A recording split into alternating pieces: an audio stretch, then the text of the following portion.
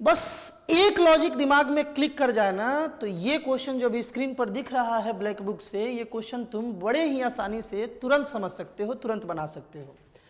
इस एक्सप्रेशन का minimum value पूछा गया है, ध्यान से समझा जाए मेरे भाई। इस एक्सप्रेशन का मिनिमम वैल्यू वाले क्वेश्चन में हमें एक बार इस इनइक्वलिटी को जरूर ध्यान रखना चाहिए, याद रखना चाहिए कि किसी भी कलेक्शन ऑफ नंबर्स के जब हम लोग अर्थमेटिक मीन उसका निकालते हैं और उन्हीं कलेक्शन ऑफ नंबर का ज्योमेट्रिक मीन अगर निकाले तो arithmetic mean will be always greater than equal to geometric mean, है ना।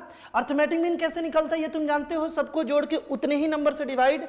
और ज्योमेट्रिक मीन कैसे निकलता है, सबको प्रोडक्ट करा के उतना 1/पावर में ले लेंगे। जैसे अभी इस क्वेश्चन को देखा जाए, पहले तो इसमें डायरेक्टली तुम्हें एम जेम इनइक्वलिटी लगते हुए नहीं दिखेगा, तो थोड़ा सा इसको हम लोग चेंज कर देंगे। थोड़ा सा चेंज करने का मतलब ये है कि ये भाई मेरे यहाँ पर 2 का पावर x है ना, 2 का पावर x है, ये लगाने जा रहे हैं, हटा देते हैं इसको मेरे भाई। यहाँ 2 का पावर x है प्लस इसको 2 का पावर 2x इंटू 2 का पावर 1 लिख सकते हैं क्या इसको 2 का पावर 1 यानी कि 2, है ना। और यहां थोड़ा देख लिया जाए, इसको थोड़ा देख लिया जाए मेरे भाई, 5/2 का पावर x है, तो इसे 5 इंटू 1/2 का पावर x समझ सकते हैं इसको। और इसका मतलब क्या होता है कि 1/2 का पावर x 5 टाइम्स है, यानी कि इसे हम लोग लिख सकते हैं, इस टर्म को हम लोग चाहे तो ऐसे लिख सकते हैं 1/2 का पावर x 1/2 का पावर x प्लस 1/2 का पावर x।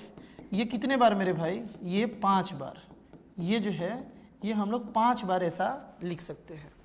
थोड़ा सा इसको भी चेंज कर लिया जाए, 2 का पावर 2x 2 बार है, तो इसको भी अगर एडिशन के टर्म में लिखें हम लोग तो 2 का पावर 2x प्लस 2 का पावर 2x लिख सकते हैं।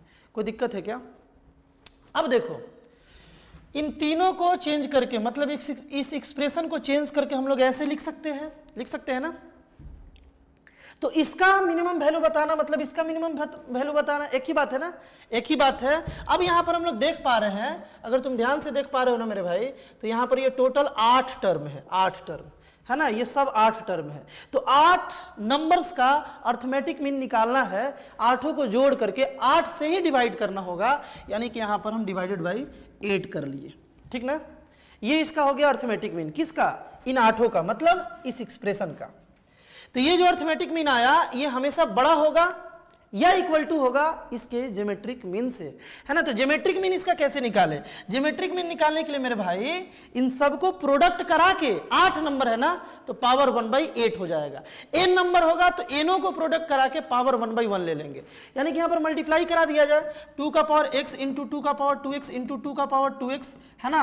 और इसके बाद मल्टीप्लाई कराएंगे यहाँ पर 1/2 का पावर x इंटू 1/2 का पावर x इंटू 1/2 का पावर x इंटू 1/2 का पावर x, इस तरीके से मेरे भाई, है ना। यहाँ पर मल्टीप्लाई कर दिया और टोटल ये 8 नंबर है, तो यहाँ पर पावर 1/8 ले लेंगे। ये इन 8 का ज्योमेट्रिक मीन हो गया, मतलब इसका ये ज्योमेट्रिक मीन हो गया और ये अर्थमेटिक मीन हो गया। LHS में arithmetic mean is always greater then क्या, ज्योमेट्रिक मीन। बात क्लियर है ना। अब इसी को बना लेंगे तो अपना सोल्यूशन आसानी से मिल जाएगा। और यहाँ पर तुम देख पा रहे होगे कि ये 2 का पावर ऊपर 5x बनेगा, मल्टीप्लाई है तो पावर ऐड होगा 5x बनेगा, और नीचे भी मल्टीप्लाई है तो पावर ऐड होगा, यहाँ भी 5x बन रहा है, यानी कि ये पूरा और ये पूरा कैंसल हो जाएगा मेरे भाई। तो ये 1 का पावर 1/8 मतलब 1 बनेगा। तो तुम देख पा रहे हो यहाँ पर RHS जो है ये 1 बन गया, है ना। 1 का पावर 1/8 मतलब 1। अब हम जब इसको इधर भेजेंगे, 8 को इधर भेजेंगे, तो 8 इधर जा करके मल्टीप्लाई हो जाएगा, 1 इंटू 8 हो जाएगा मेरे भाई। और 1 इंटू 8 क्या होता है, 1 इंटू 8 मेरे भाई 8 होता है। अब देखो इसको पढ़ो, ये क्या दिख रहा है तुम्हें कि ये जो एक्सप्रेशन है ना ये always greater than equal to 8 होगा, मतलब इस एक्सप्रेशन का मिनिमम वैल्यू कम से कम वैल्यू 8 होगा, है ना। ये या तो 8 होगा या 8 से बड़ा होगा, तो इसका कम से कम वैल्यू 8 होगा। और ये क्या है, ये है, मतलब इसका कम से कम वैल्यू 8 होगा, मतलब इस क्वेश्चन का right answer option number C था मेरे भाई। आई होप बालक इस क्वेश्चन को भी तुम बड़े ही आसानी से समझ पाए होगे। इस टाइप का और भी कंटेंट जो तुम्हारे जेईई मेंस जेईई एडवांस के सफर को लगातार आसान बना रहा है, इस चैनल पर लगातार कंटेंट अपलोड हो रहा है मेरे भाई, जरूर विजिट करना।